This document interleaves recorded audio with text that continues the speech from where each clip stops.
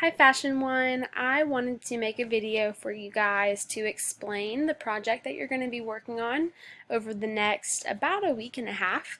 So probably right now as we speak, you are learning about fashion history through different decades, different trends during different times in our history. And I hope that you're finding that interesting. Maybe you already know some of this, and maybe some of this is new information, but my hope is that you're just getting a good general overview of different decades of fashion history. Because beginning on Tuesday, you are going to be doing individual projects based on a specific decade that I have assigned to you. So if you click the decade assignments link here, you will see this chart where I have given you a year. And so your job is to cover a 10-year period, okay? So if your date is 1900, you are covering between 1900 and 1909 technically, okay? That's 10 years.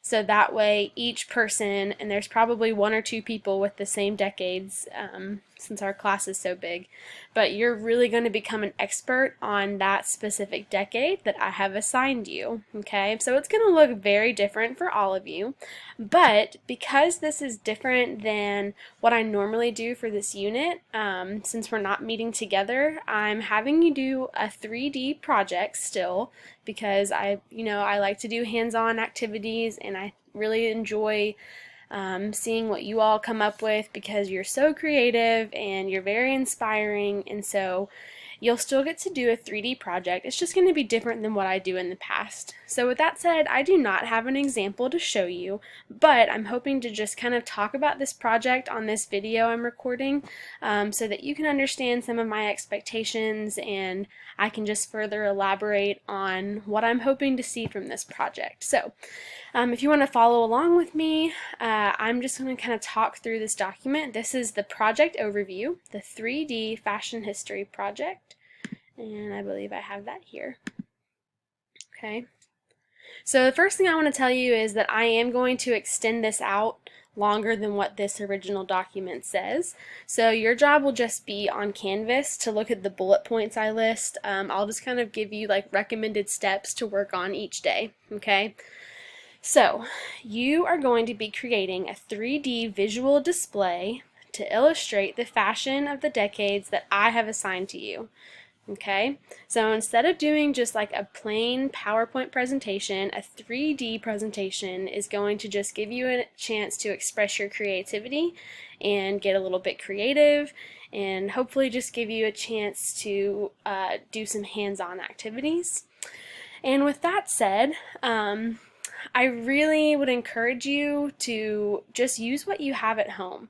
I am not expecting or asking you to go out and buy supplies. That was not my intention at all. Feel free if you want to and are able to, you can. But I think that your creativity will really shine simply by what you have at home.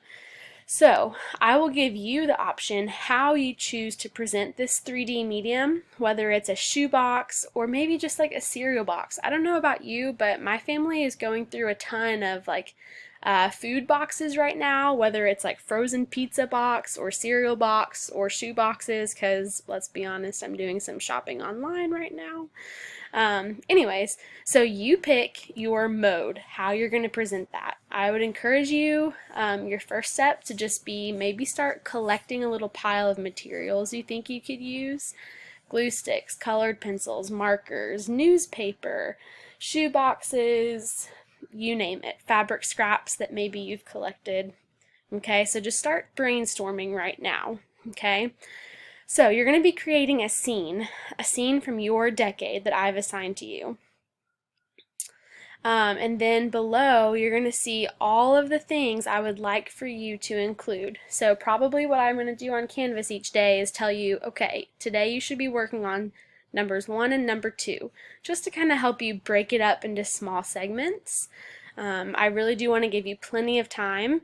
And I think another first step is going to be just to simply research. Get some good sources and research some information. It's fine to go off what you know, and maybe you could even talk to your parents about certain decades if they were alive or young during a certain decade. But I also want you just to look for reputable online resources as well. So your project at the end, when you're finished, should answer all of these questions. And then here is just a breakdown. So it can be however big or small you want, okay? You're going to have a title to identify your time period. I would say that's going to be more of a final step once you see everything come together. You're going to have a minimum of 8 examples of clothing from this time period. So I'm talking about clothing types and styles, trends. Think back to that fashion, what is fashion PowerPoint that we did like right at the start of NTI. Okay, you're going to have 8 other elements that are associated with that time period. I do want you to take your time on this. That's why I'm giving you so much time. Keep it school appropriate. Try to add color as much as possible, even if you don't have a color printer at home. Either trace it onto your own white paper and color it, or print it in black and white and color over top of that. I know you all can get creative and resourceful with what you have at home. Even maybe you have to borrow something from a sibling or a parent. I'm really excited to see how you all use your resources and come up with something really, really cool. And as you guessed, this is definitely something that you can use for your digital portfolio. So that's why if you look ahead on Canvas, I am going to give you a day to update your digital portfolio at the end of all of this. So hopefully you'll have some really, really nice pictures. So your finished product will be submitted on Thursday, April 23rd. And what I'm thinking you can do is take several pictures from different angles of your diorama, and then you're going to upload it into a Google Doc. That way I can kind of get the full picture or full idea. And what I would like to do is then make like a giant collection of all of your projects and links to each of your documents so that the whole class can view everyone else's projects, okay? So I'm going to have you submit those documents to me here on April 23rd. So you have about a week and 2 days. And then that'll give me time. You're going to work on your digital portfolio on Friday. And I'm hoping that by the following Monday, that should be April 27th, Monday, I can create that like gallery view so you can see everyone else's projects, and then hopefully learn a little bit more about each decade that way as well. So I hope that you enjoy this. Please reach out to me if you have any questions. I am more than happy to answer them for you and kind of work through this with you, as it is my first time doing this project as well.